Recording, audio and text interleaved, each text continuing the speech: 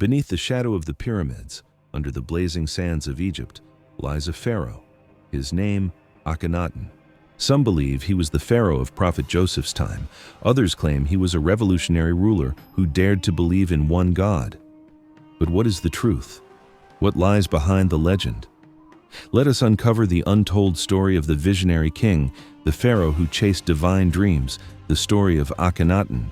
This is the Temple of Karnak, the heart of Egypt and the largest religious complex ever built. It was dedicated to the god Amon-Ra. Every day, the priests of Amun walked between the massive stone columns, chanting prayers to their god, calling him the greatest in heaven, the oldest on earth. Construction of the temple lasted for more than 2,000 years, but it was never fully completed. The walls are 9 meters thick, the columns rise 20 meters high, and the entire complex is enormous. But it was more than just a temple, it was also a center of political power. Amon-Ra was considered the king of all gods and the god of the sun. Over time, the priests of Amun became so powerful that even the pharaohs were overshadowed by them. Some historians believe that the word Amen in Islam or Amen in Christianity may have originated from the name Amun. In the Quran, people pray to God many times, but the word Amen never appears once. Amen means the hidden one or the accepted one. The idea of Amun may have passed from Egypt to the Hebrews, then to the Christians, and later to the Muslims. It was an influence so great that it shaped not only religion, but also the power structure of Egypt itself.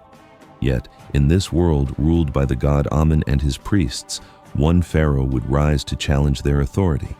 That pharaoh was Akhenaten. The pharaoh Akhenaten, originally named Amenhotep IV, was born around 1368 BCE. His father had brought Egypt to a golden age, uniting the country under one powerful rule. Life in the royal palace was luxurious. The pharaoh's harem was filled with countless women serving the royal household, and the palace was constantly alive with music, dance, and celebration. The pharaoh was believed to be the divine shadow of the gods on earth, his authority unquestionable. But there was one power even the pharaoh had to be careful with: the priests of Amun. They held enormous influence over both the people and the royal treasury. They were not easy to challenge. Akhenaten, however, believed that things needed to change. He was determined to free Egypt from the chaos created by countless gods and the dominance of the priesthood in political affairs. In the 5th year of his reign, he made a monumental decision. He would leave the old capital, Thebes, and move far away to build a new city, Amarna. His dream was to create a wealthy, sacred city dedicated to his own god. At the city's border, he had this inscription carved: "I was not directed to do this by any nobleman. My father, the god Aten, commanded me to build it." This decision shook the foundations of ancient Egypt. Akhenaten ordered the destruction of Amon's temples, an act that the people saw as pure madness. It was as if someone today had destroyed the Vatican, a rebellion of that magnitude. Still, the people followed their pharaoh, the man who held absolute power, and together they built the new city of Amarna. All of it was devoted to the worship of the god Aten. But this dream would not last long. The country fell into a decade of death and destruction. Neighboring and enemy armies waged bloody wars across Egypt. Assassinations and massacres followed one after another. Peace had vanished from the land, replaced by chaos, pain, and bloodshed. Eventually, the city of Amarna, once a symbol of Akhenaten's grand vision, was completely abandoned just 20 years after its foundation. But why? Why did Akhenaten fail? And did he really believe in one single god, as some claim? Was he truly the pharaoh who lived during the time of the prophet Joseph? Many people's romantic image of Akhenaten might be shattered because the truth is far more complex. The god Aten, in whom Akhenaten believed, was not the same as the god we understand today. In fact, Aten was the physical sun itself. Aten had existed in the Egyptian pantheon long before Akhenaten, as early as 2000 BCE, as the solar disk, the visible sun. Akhenaten simply elevated this god above all others, making Aten the supreme deity. One of the hymns Akhenaten wrote to Aten says, "Though you are far away, your rays are upon the earth. Though you are in men's faces, your footsteps are unseen." Ultimately, everyone in Egypt was required to serve Akhenaten, for he saw himself as the living embodiment of Aten. In his view, the creation of the universe, Aten's greatest act, existed for the sole purpose of bringing Akhenaten into being. Divine knowledge and revelation, according to Akhenaten, were reserved only for himself and his wife, Nefertiti. Only he could interpret and convey the words of the divine. From this perspective, many scholars believe Akhenaten's theology later influenced the Christian perception of Jesus Christ. Akhenaten referred to Aten as "my father," and in the same way, Jesus calls God "my Father" in the Bible. Akhenaten worshipped the sun and saw himself reflected in it, as one with its light. Centuries later, Christian art would echo this symbolism, depicting Christ with a radiant solar halo.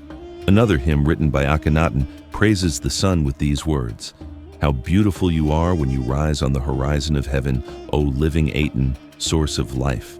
When you dawn in the eastern sky, you fill every land with your beauty." In the city of Amarna, Akhenaten built an enormous temple dedicated to his god, Aten. Measuring 760 by 275 meters, it was unlike any other temple in Egypt. It had no roof. The sunlight, the sacred rays of Aten, had to shine directly inside. The temple contained thousands of offering altars.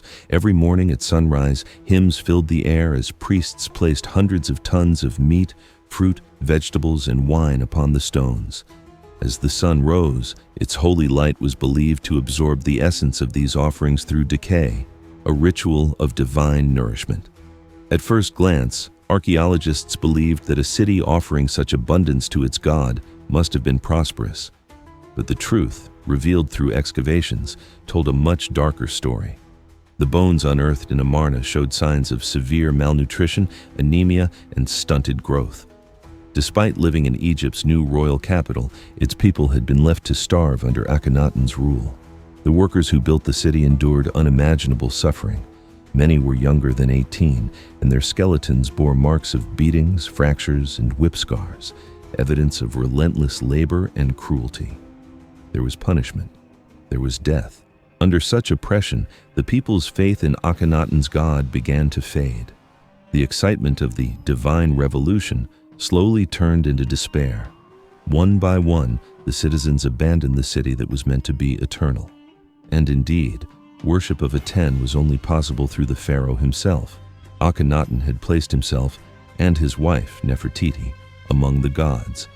He filled the temples with their statues and declared himself the son of Aten, standing beside his god as a divine intermediary between heaven and earth. Could this extreme behavior have been the result of an illness, one that still exists today?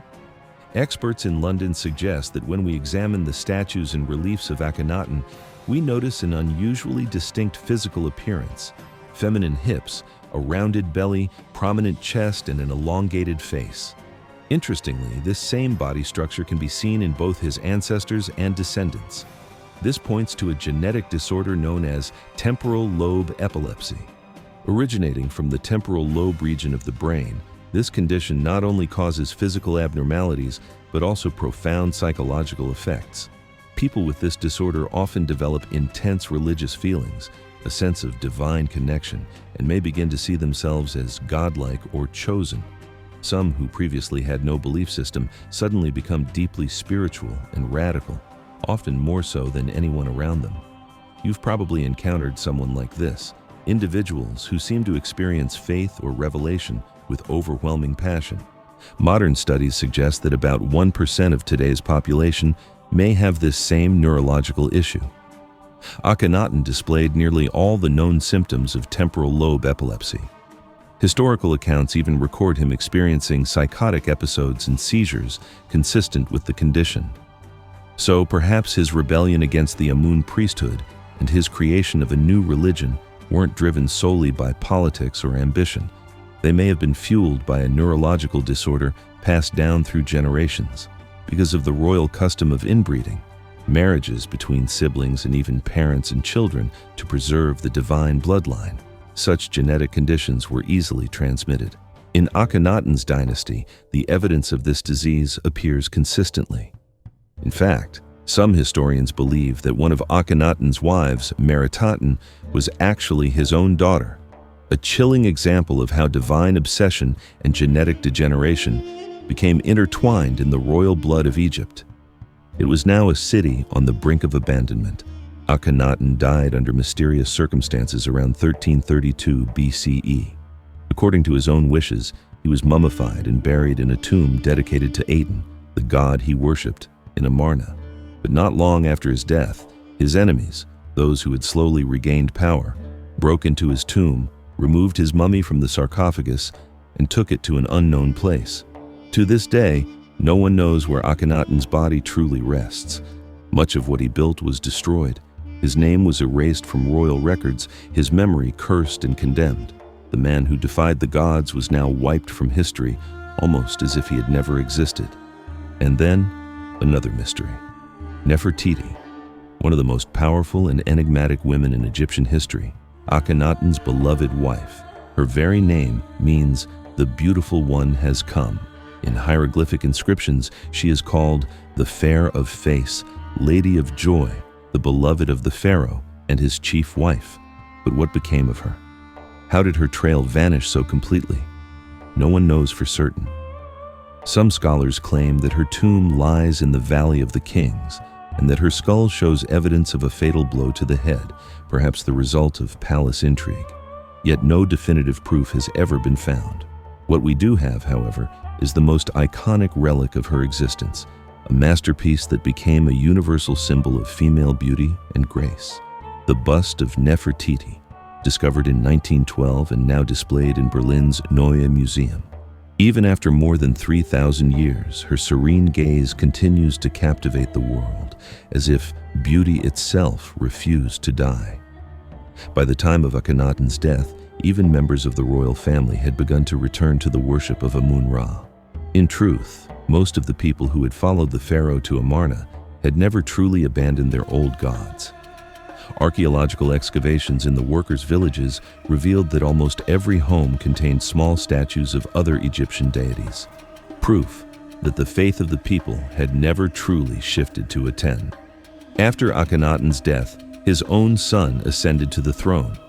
Originally named Tutankhaten, the living image of Aten, he soon changed his name to Tutankhamun, meaning the living image of Amun.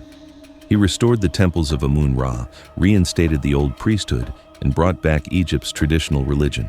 For reviving the ancient faith, Tutankhamun was celebrated as a hero by the people. Meanwhile, Akhenaten's name was condemned for eternity, remembered not as a visionary or reformer, but as a heretic pharaoh, the one who had turned against Egypt's gods. Beyond Akhenaten's despotic nature and his beliefs that were considered extraordinary for his time, art in Egypt reached its peak during his reign. The statues and reliefs commissioned by him displayed an unprecedented level of realism, breaking away from the rigid, idealized forms of previous pharaohs. Thanks to this artistic revolution, we now have a clearer understanding of what the rulers of ancient Egypt may have actually looked like. And yet, another pharaoh's story was lost beneath the sands and pyramids of Egypt. What should we feel toward him? I honestly don't know. History has always told us the stories of great figures, not because they were good or evil, but because they changed the world around them. What they believed in or whether they were kind doesn't matter in the end. Akhenaten was one of them, a despot, a dictator, a man who worshipped the sun. But he was also a dreamer, someone who never gave up on the ideals he fought for, no matter how delusional they might have seemed. If, after thousands of years, we are still speaking his name, still debating his choices, still feeling his influence in our modern world, then perhaps in his own way, he earned our respect.